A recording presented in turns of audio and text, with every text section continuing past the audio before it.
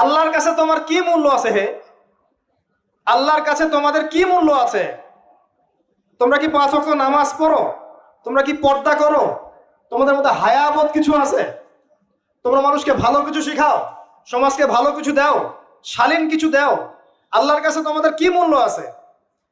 নবী সাল্লাল্লাহু আলাইহি ওয়াসাল্লাম তো জাহান্নাম দেখে সেই কথাটাই বলেছেন, আমি জাহান্নাম দেখে আসলাম, সেখানে বেশিরভাগ অধিবাসী হচ্ছে মেয়ে, নারী।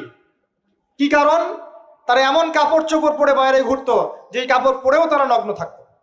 আমি কি ব্যাখ্যা করতে হবে? আপনি দেখতে পারেন না? এবং তারা স্বামীর সাথে কুফরি করত। সারা জীবন স্বামী যদি তাদের ভরণ পোষণ দেয়, ভালোবাসে, মহব্বত করে, তাদের জন্য জীবনটা ক্ষয় করে ফেলে, এক পর্যায়ে গিয়ে বলবে সারাটা জীবন তোমার কাছে কিছুই পাইলাম না। বাস্তব। এগুলোর কারণে মেয়েরা বেশি বেশি জাহান্নামে যাবে। এবং তারা মানুষ মারা গেলে মাতম করে, বুক পিঠ চাপড়ায়, এই কারণে যাবে। এবং